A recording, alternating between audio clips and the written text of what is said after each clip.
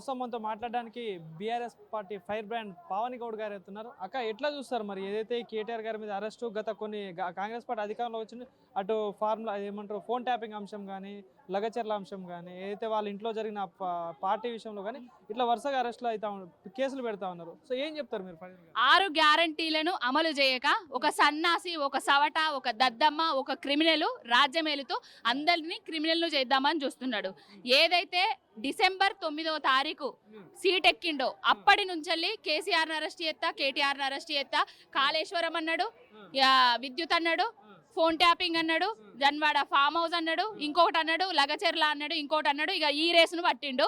ఆ ఈ రేసులో కూడా శాసనసభ సాక్షిగా 600 కోట్లు చేతులు మారడానికి చేస్తున్నది అని ఒక ముఖ్యమంత్రి స్థానంలో ఉండి ఒక ముఖ్యమంత్రి మాట్లాడిండు. అంటే ఆ ముఖ్యమంత్రిని కూడా పిలిచి ఏసీబీ వాళ్ళు దర్యాప్తు చేయాలి. ఎందుకంటే 600 కోట్లని మాట్లాడింది ఆయననే. ఎంట్రీ ఫీజు కట్టింది 56 కోట్లు 54 కోట్లు మాత్రమే. ఆ 54 కోట్లను 600 అంటాడు, 700 అంటాడు, 40 అంటాడు, ఇంకేదో ఏదో తవ్వుతున్నాడు. కొండను తవ్వి ఎలుకలను తీస్తాడు. ఏది లేదు. ఇదంతా కేటీఆర్ గారి మీద ఉన్న ఇమేజ్ని డ్యామేజ్ చేయడానికే చేస్తున్నాడు ఈ రేవంత్ రెడ్డి అనేటోడు. ఏంటంటే కుట్రలో భాగంగా చేస్తున్న పనులు ఇవన్నీ. ఏదైతే ఫార్ములా ఈ రేస్ కేసులో చేతులు మారినాయి, వేల కోట్ల డబ్బులు చేతులు మారినాయి, ఇది నిజంగా అక్రమం జరిగింది. సో దీనిలో కంపల్సరీ అరెస్ట్ అవుతారని చెప్పేసి అంటా ఉన్నారు.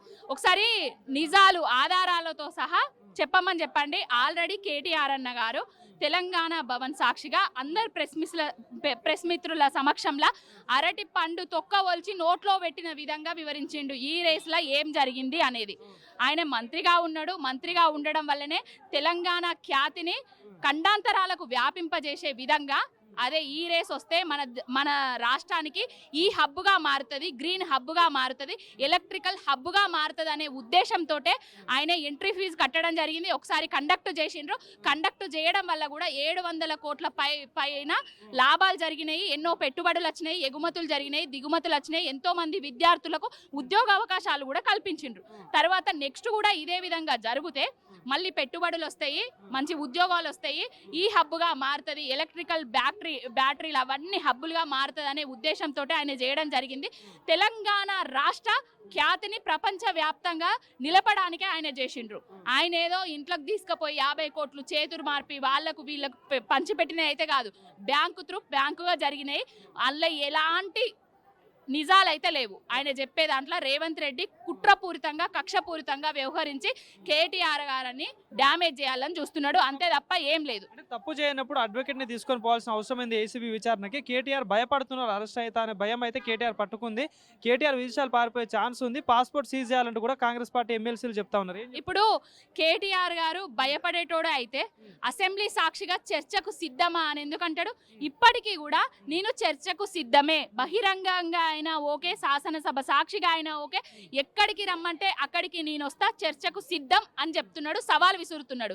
ఈ దద్దమ్మనే కదా తోక ముడుస్తున్నాడు, అందులో ఏం లేకనే కదా తోక ముడుస్తున్నాడు.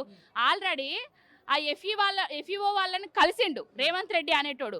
వాళ్లకు వీళ్లకు లావాదేవీలు దాంట్లో విషయంలో ఏదో జరిగినట్టున్నది, అందుకే ఇవన్నీ మాట్లాడుతున్నాడు తప్ప ఏది నిజాలైతే లేవండి. కేటీఆర్ విదేశాలు పారిపోయే ఛాన్స్ ఉంది, పాస్పోర్ట్ సీజ్ చేయాలంటున్నారు కాంగ్రెస్. ఇప్పుడు పారిపోయేటోడైతే ఇంత నిక్కచ్చిగా ఎందుకు ప్రెస్ వాళ్ళని పిలుస్తాడు? ఏం జరిగిందో ఎందుకు వివరిస్తాడు?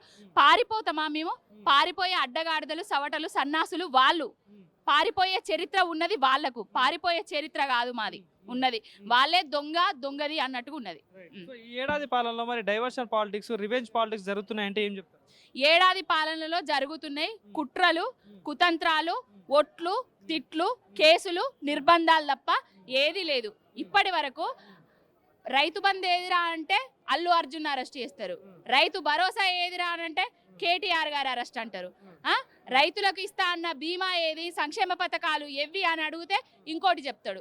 ఆడ జన్వాడ ఫామ్ హౌస్ల డ్రగ్స్ అంటాడు, ఇంకోటి అంటాడు. ఏది లేదు. అంత లొట్ట పీస్ కేసు కేటీఆర్ గారి మీద పెట్టిండు అంతే. ఒక పక్క మేము ప్రజాపాలన అందిస్తున్నాం, 6 గంటలు అమలు చేసినాం, దీన్ని జీర్ణించుకోలేకనే బీఆర్ఎస్ పార్టీ పదే ప్రజలను ముందుకు తెచ్చి ప్రభుత్వం మీద బురద జల్లే ప్రయత్నం చేస్తుందని చెప్పేసి కూడా అంటా ఉన్నారు. ఏంది మరి నిజంగా ఆ పని బీఆర్ఎస్ పార్టీ చేస్తుందా అంటే ఏం చెప్తారు?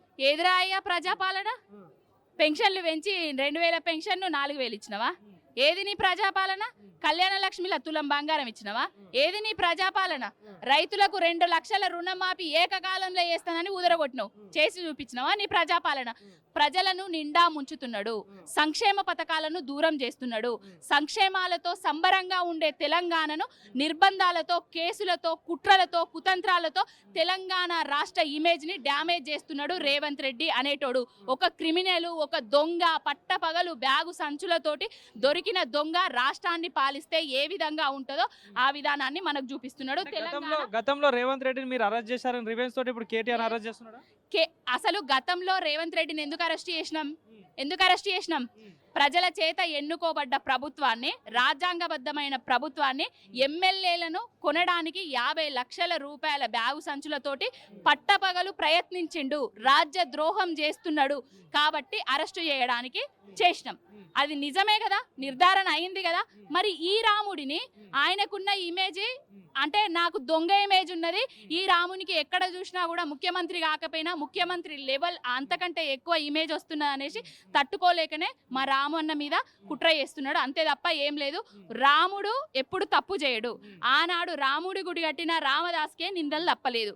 ఈనాడు ఈ రాముడు తెలంగాణ రాష్ట్రాన్ని అంతర్జాతీయంగా పేరు ప్రఖ్యాతి గడించడానికి చేసిన అంటే చెయ్యని తప్పును ఆయన మీద వేస్తున్నారు. ఇవి నిందలు, నిజాలు అసలే కాదు. మరి అరెస్ట్ అయితే ఏంది మరి బీఆర్ఎస్ పార్టీ స్టాండ్ ఏంది? ఒకవేళ కేటీఆర్ గారు అరెస్ట్ అయ్యారనుకుంటే ఏంది మరి ఫర్దర్ గా ఏం చేయాలి? ఆల్రెడీ రేవంత్ రెడ్డి అనేటోడు అరెస్ట్ చేయడానికి ఏదో ఒక దాంట్లో 6 సార్లు ట్రై చేసిండు, 6 సార్లు ఫెయిల్ అయిండు. మరి దీంట్లో కూడా ఏమైతుందో చూద్దాం.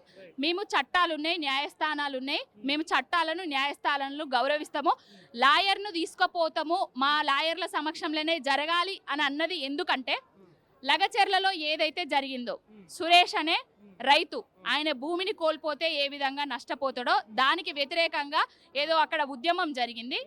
దానివల్ల ఏంటంటే తెలంగాణ రాష్ట్రంలో కాంగ్రెస్ పాలన ఏ విధంగా ఉన్నదో బయటపడ్డ తర్వాత, ప్రజలు తిరగబడ్డ తర్వాత ఇది ఎక్కడ నా మీదకి వస్తుందో అనేసి డైవర్షన్ పాలిటిక్స్లో భాగంగా ఏ భద్రత లేకుండా ఒక ఉద్యోగిని అంటే ఐఏఎస్ అధికారిని అక్కడికి పంపించి అదే ఆయననే కుట్ర చేసిండు. ఆ కుట్రను మళ్ళీ మా మీద నెపం నెట్టిండు. నరేందర్ గారు అప్రూవర్గా మారిండు, కోర్టులా మారిండు, కేటీఆర్ఏ ఇదంతా చేసిండు అనేసి ఒక ఫేక్ న్యూస్ని బయటికి తీసిండ్రు.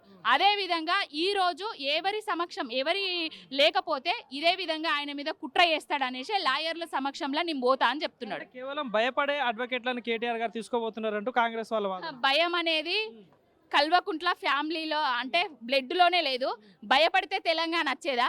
కేసులకు కొట్లాటలకు భయపడితే తెలంగాణ వచ్చేదా? తెలంగాణ ఎట్లొచ్చిందో తెలియదా? ఎవడు తీసుకురాంది, ఎవడు ముందుకు రాంది? కేసీఆర్ గారు చావు నోట్లో తలబెట్టి తెలంగాణ రాష్ట్రాన్ని తీసుకొచ్చిండు.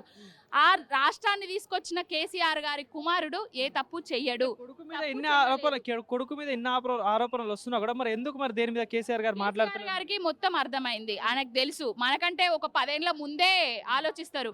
ముందే చెప్పిండ్రు కాంగ్రెస్ కి ఓటేస్తే రైతు బంధు పోతుంది, రైతు భరోసా ఉండదు, అన్ని డాల్మోల్ ముచ్చట్లు చెప్తారా బిడ్డ, నమ్ముతే గోస పడతామని చెప్పిండ్రు. మనం ఇన్లేదు, నమ్మినం, గోసపడ్డం. ఈ చిల్లర విషయాలల్లా వాడు చేస్తున్న ఫేక్ ప్రాపగండ మీద స్పందించాల్సిన అవసరం కేసీఆర్ గారికి లేదు. ఏదున్నా చట్టం ఉన్నది, న్యాయం ఉన్నది, న్యాయస్థానాల మీద మాకు గౌరవం ఉన్నది. ఈ కోర్టు కాకపోతే సుప్రీంకోర్టు, ఆ కోర్టు కాకపోతే ట్రయల్ కోర్టు, ఎక్కడికైనా వెళ్ళి మేము గెలుస్తాము.